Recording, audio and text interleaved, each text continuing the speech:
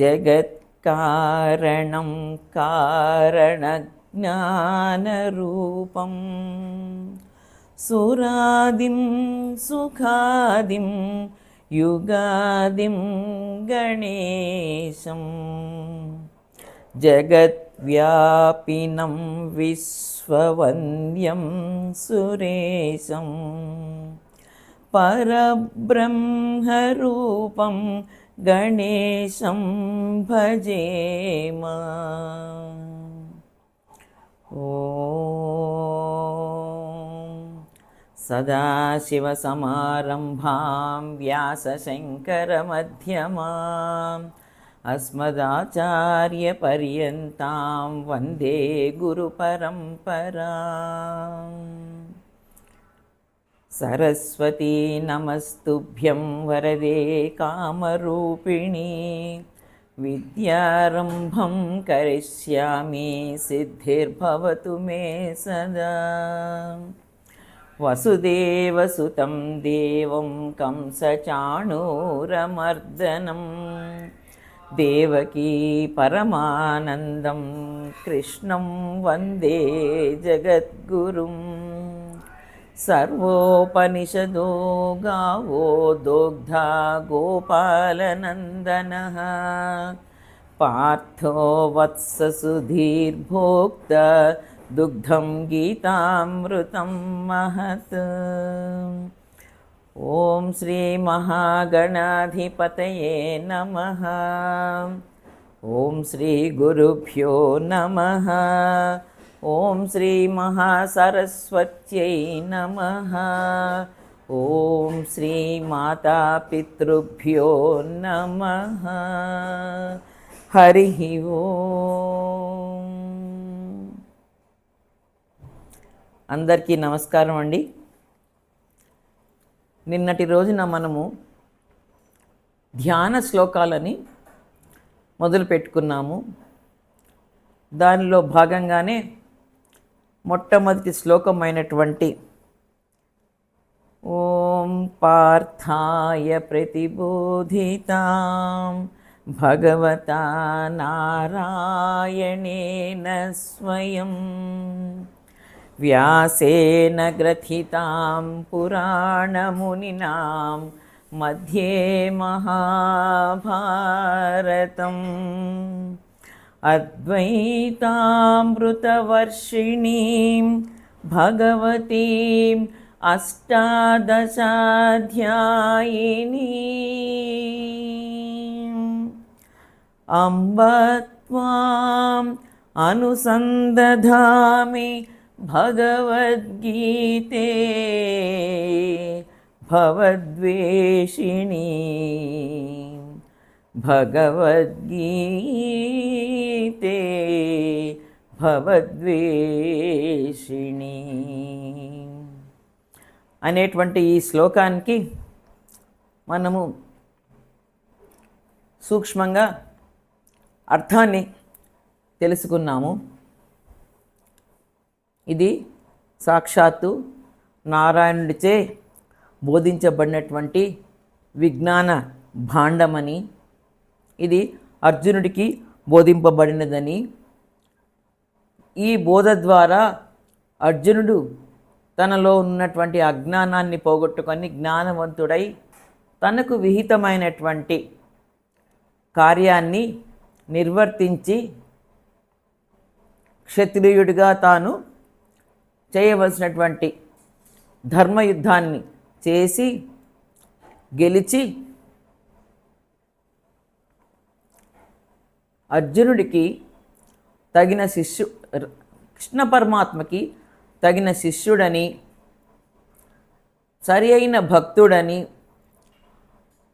ఆచరించిన వాడని ఆయన పేరు తెచ్చుకున్నాడు. అయితే ఈరోజు ఈ శ్లోకానికి మనము వ్యాఖ్యానము చేసుకోబోతున్నాం.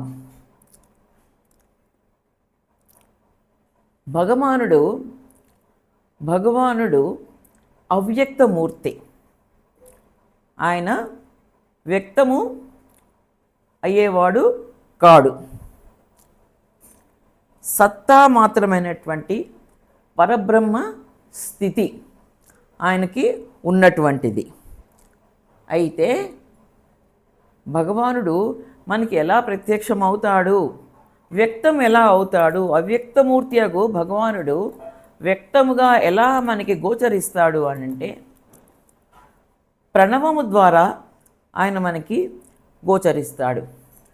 ప్రణవ స్వరూపమే, ఓంకారమే భగవానుని స్వరూపము అని ఉండడం చేత ప్రార్థనా శ్లోకంలో మొట్టమొదటి అక్షరముగా అకార ఉకార మకారాలతో కలిసినటువంటి ప్రణవము ఓంకారము మొట్టమొదటిగా ఉచ్చరింపబడుతోంది. అందుకే మనం ఓం అన్న శబ్దంతో మన శ్లోకాన్ని ఉచ్చరిస్తూ ముందుకు సాగుతున్నాము.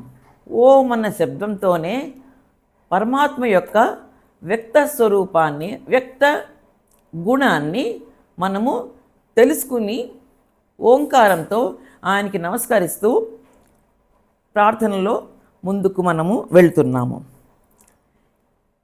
ఇది వేదాంత శాస్త్రము. వేదాంత శాస్త్రము కాబట్టి ఇది చాలా గహనమైనది. అంటే అర్థం చేసుకునేటానికి చాలా సులభ సాధ్యమైనది కాదు. ఇది కష్టతరమైనది మరియు అనుభవేద్యవైకమైనది. అనుభవం అయితే తప్పించి వేదాంతాన్ని మనము తెలుసుకునే వీలు లేదు. దీంట్లో అనుభవేద్యవైకమే కాక ఇది ఆంతరంగిక మనన శాస్త్రము. దేన్ని మననం చేయాలి? భగవంతుణ్ణి ఆంతర్యములో, మన హృదయాంతరాలలో మనము మననము చేయడం ద్వారా ఈ వేదాంత శాస్త్రం అనే దాన్ని తెలుసుకోవడానికి మనకి అర్హత లభిస్తుంది. అతీంద్రియమైనటువంటి ఈ జీవన మలుపునకు, మన జీవితము ఎన్నో మలుపులు తిరుగుతూ ఉంటుంది. ఆ మలుపులు తిరగటానికి నాంది వచనము పలుకు వేదాంత శాస్త్రమును గ్రహించాలి. అది గ్రహించినటువంటి విద్యార్థి మాత్రమే సునిశ్చిత జ్ఞాన వైశిష్ట్యాన్ని, విశిష్ట వైదుష్యాన్ని కలిగి ఉండి తద్వారా ఈ వేదాంత శాస్త్రాన్ని అర్థం చేసుకోగలిగేటువంటి అర్హతని పొందుతాడు. అంటే వేదాంత శాస్త్రాన్ని అర్థము చేసుకోవాలి, గ్రహించాలి అనేటువంటి విద్యార్థికి కావలసినటువంటి ముఖ్యమైనటువంటి విషయం ఏంటంటే సునిశ్చిత జ్ఞాన నైశిత్యము. ఆ నిపుణత అనేది విద్యార్థికి ఉండాలి. పైగా విశిష్ట వైదుష్యము, పాండిత్యము కొంతన్నా ఉండాలి. అది లేకపోతే, చాలా నిశితంగా పరిశీలించకపోతే, మనం అంటాం కదండి కీన్ అబ్జర్వేషన్ అని చెప్పి, ఆ keen observation into the subject అది ఉన్నప్పుడే వేదాంత శాస్త్రాన్ని అర్థం చేసుకోగలిగేటువంటి అర్హత ఆ విద్యార్థికి కలుగుతుంది. ఈ ఆధ్యాత్మిక శాస్త్రం నందు అర్హత అనేది అవసరాన్ని గుర్తించి గ్రహించు రీతి అనుసరిస్తూ ఉంటుంది. ఈ అర్హత అనేది ఎలా మన అవసరాన్ని గుర్తిస్తుంది, తర్వాత గ్రహించేటువంటి రీతి ఏంటో తెలుసుకుంటే దానిని అనుసరించి ఈ ఆధ్యాత్మిక శాస్త్రం నందు అర్హత మనకి ఉందా లేదా అనే విషయము తెలుస్తుంది.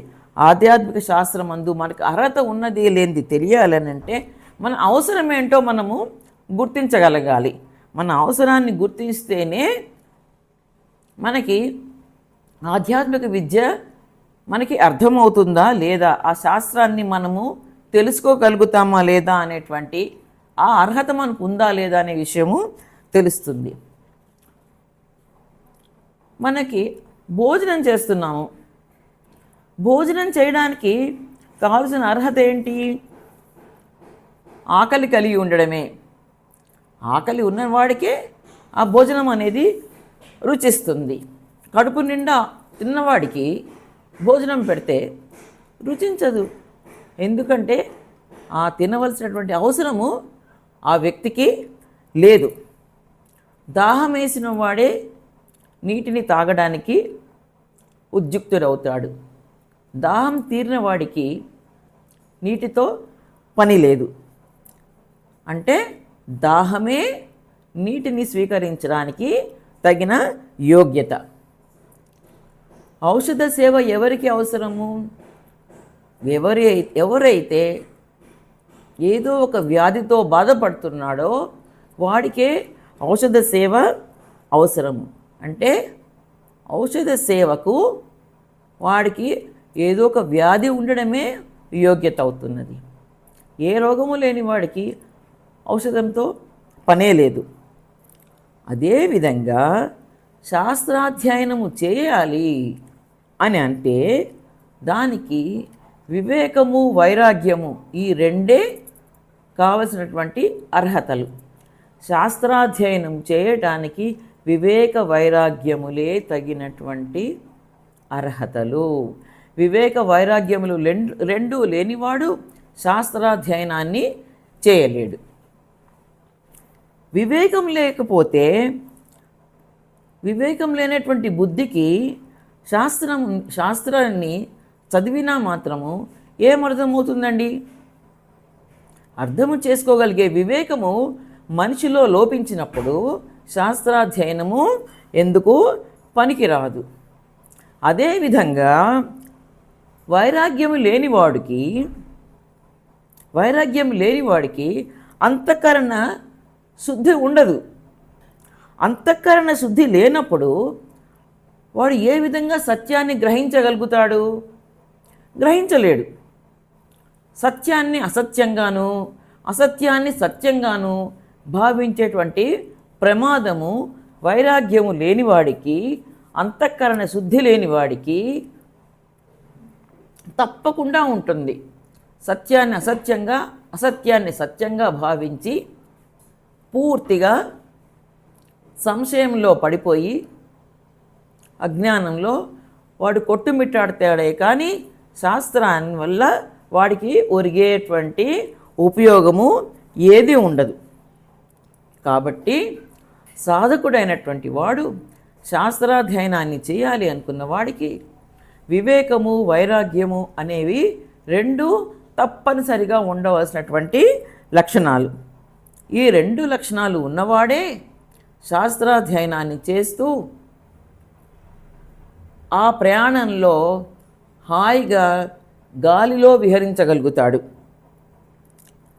ఈ ప్రార్థన అనున్నది మానవుల్లో వివేకము, వైరాగ్యాల్ని, భక్తి శ్రద్ధల్ని కలిగిస్తుంది. మనం ఇప్పుడు ఈ వివేక వైరాగ్యాల గురించి ఎందుకు మాట్లాడుకుంటున్నాము? మనం ఇప్పుడు ధ్యాన శ్లోకము గురించి వ్యాఖ్యానం చేసుకుంటున్నాం. ధ్యాన శ్లోకంలో ఏమంటున్నాము? ఈ ధ్యాన శ్లోకం అనేది ఒక ప్రార్థనా శ్లోకము. ప్రార్థనా శ్లోకానికి మొట్టమొదటిగా ఓంకారాన్ని, మనం ప్రణవాన్ని తీసుకున్నాము. ప్రణవాన్ని ఎందుకు తీసుకున్నాము?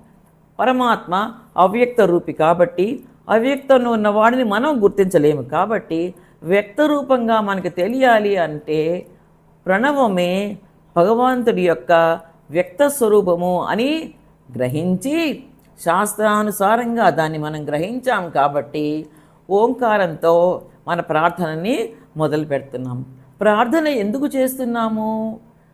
శాస్త్రాధ్యయనానికి ముందు మనం ప్రార్థన చేస్తున్నాము. ఎందుకు చేస్తున్నాము? ఆ ప్రార్థన అనేటువంటిది మనకి వివేక వైరాగ్యాల్ని అందిస్తుంది.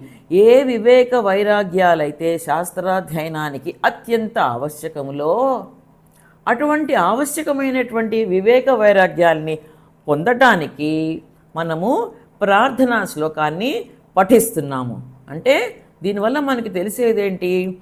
ప్రార్థనా శ్లోకం అనేది మనకి వివేక వైరాగ్యాల్ని అందిస్తుంది. తద్వారా శాస్త్రాధ్యయనం చేయటానికి తగినటువంటి అర్హతని మనకి కల్పిస్తోంది.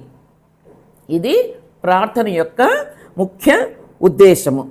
అందుచేత వేదాంత విజ్ఞాన సముపార్జన ప్రార్థనపై ఆధారపడి ఉంటుంది. ప్రార్థనతో కాకుండా మనము నేరుగా అర్జున విషాద యోగానికి వెళ్ళిపోయి ధృతరాష్ట్రుడు ఏం అడిగాడు, సంజయుడు ఏం చెప్పాడు, దుర్యోధనుడు ఏం పలికాడు, ఇవన్నీ మనము నేరుగా ఆ యొక్క విషయంలోకి ఏ శాస్త్రాన్ని మనం అధ్యయనం చేయబోతున్నామో గీతా శాస్త్రాన్ని నేరుగా మనకి వెళ్తే దానివల్ల మనకి సంపూర్ణమైనటువంటి ఉపయోగము మనకి కలగదు. కాబట్టే దీన్ని ఎందుకు చేయాలి, ఆ అధ్యయనం అనేది మనం ఎందుకు చేయాలి తెలియాలనంటే ముందు ప్రార్థన చేయాలి. ప్రార్థన చేసి తద్వారా మనం వివేక వైరాగ్యాలని పొంది మన అంతఃకరణ శుద్ధి చేసుకొని ఆ పైన మనము ముందుకు ప్రయాణించాలి. ఆ ప్రయాణంలోనే మనకి అసలైన శాస్త్రాధ్యయనానికి వెళతాము. అది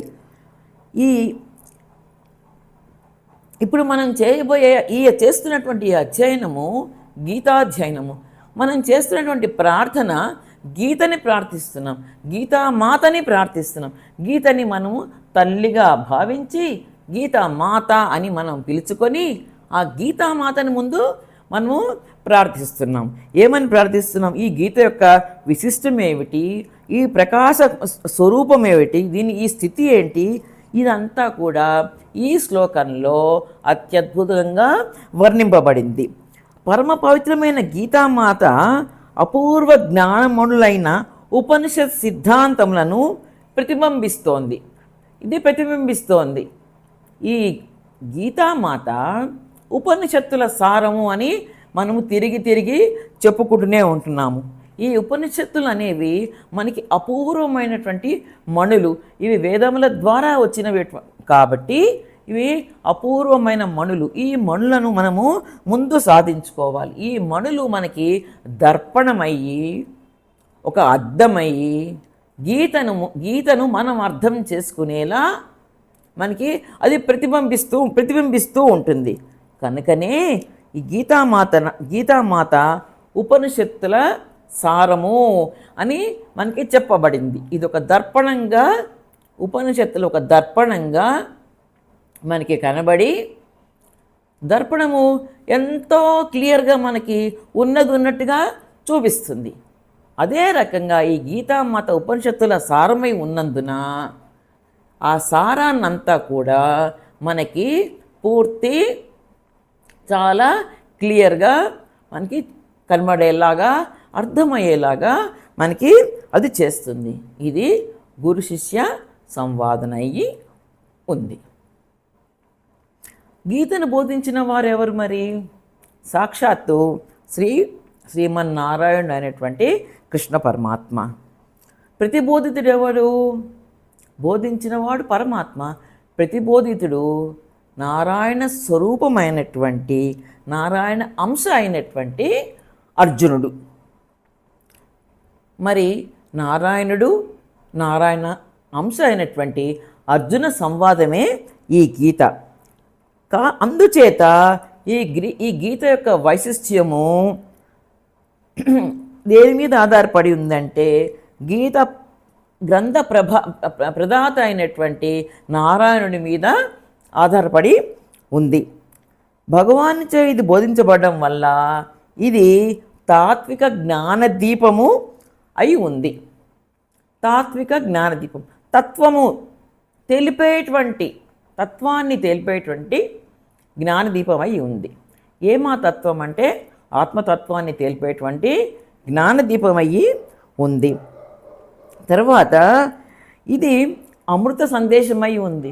భగవానుని నోటి ద్వారా వచ్చింది కాబట్టి ఇది అమృతమై ఉంది. మృతము లేనిది అంటే నాశనము లేనిది.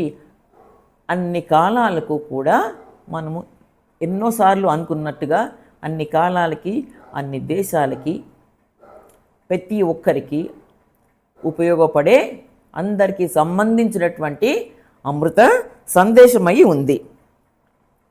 మరి ఈ అమృత సందేశాన్ని అందుకోగలిగేవారు ఎవరు?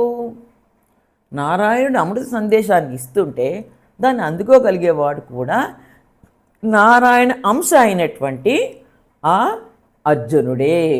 వారిద్దరూ నరనారాయణులని మనకి తెలుసు కదండి. నరుడు అర్జునుడు, నారాయణుడు శ్రీమద్ కృష్ణ పరమాత్మ. సో నారాయణుడు అందించినటువంటి ఈ గీతని నారాయణ అంశజుడైనటువంటి అర్జునుడు స్వీకరించాడు. ఆయన ప్రతిబోధితుడైనాడు. ఈ నారాయణుడైనటువంటి వాసుదేవుని చేత నారాయణ అంశ అయిన పార్థునికి బోధించబడినటువంటి ఈ అమర సందేశం ఏదైతే ఉందో దీన్ని గ్రంథస్థం చేయడం అంటే మనం పూర్తిగా దాన్ని నేర్చుకునడం. దీంట్లో 700 శ్లోకాలు ఉన్నాయి. 700 శ్లోకాలను మనం పూర్తిగా నేర్చుకోవడము, కంఠస్థం చేయడం అనేది అంత సులభ సాధ్యమైనటువంటి విషయము కాదు.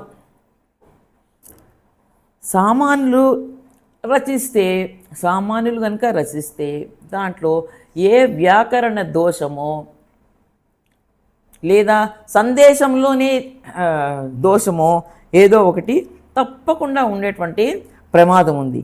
కానీ ఇది భగవద్గీత సాక్షాత్తు భగవంతునిచే చెప్పబడి నారాయణ అంశ అయినటువంటి వ్యాస భగవానుడు, కృష్ణద్వైపాయనుడు అని పేరుగాంచినటువంటి వ్యాస భగవానుడి చేత భారత మధ్యంలో భీష్మ పర్వంలో ఇది రచించి ఉండడం వలన ఈ భగవద్గీతలో ఏరాటి దోషాలు ఉండేటువంటి అవకాశమే లేదు. ఇది స్వచ్ఛమైనది. అన్ని రకములుగా వ్యాకరణ పరంగా, సిద్ధాంత పరంగా, తాత్విక పరంగా అన్ని రకాలుగా కూడా ఇది సాక్షాత్తు శుద్ధమైనది, నిత్యమైనది, అవినాశి అయినది. ఇది ఎప్పటికీ నిలిచిపోయి ఉండేటువంటి గ్రంథము. ఇంతటితో ఈనాటి ఈ వివరణని ఇక్కడికి ముగించుకుందామండి. ఈ శ్లోకం యొక్క మిగతా అర్థము దానికి సంబంధించినటువంటి వ్యాఖ్య రేపటి దినమున మనం తిరిగి చేసుకుందాము. ఈరోజుకి స్వస్తి. యత్ర యోగేశ్వర కృష్ణో యత్ర పార్థో ధనుర్ధరః తత్ర శ్రీర్విజయో భూతిః ధ్రువా నీతిర్మతిర్మమ.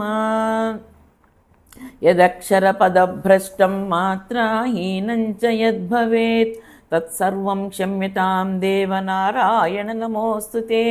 కాయేన వాచా మనసేంద్రియైర్వా బుద్ధ్యాత్మనా వా ప్రకృతేః స్వభావాత్ కరోమి యద్యత్ సకలం పరస్మై నారాయణాయేతి సమర్పయామి. సర్వే భవంతు సుఖినః, సర్వే సంతు నిరామయాః, సర్వే భద్రాణి పశ్యంతు మా కశ్చిద్ దుఃఖభాగ్ భవేత్. శ్రీఃకాంతాయ కళ్యాణ నిధయేర్థినాం శ్రీవేంకటనివాసాయ శ్రీనివాసాయ మంగళం. ఓం స్వస్తి.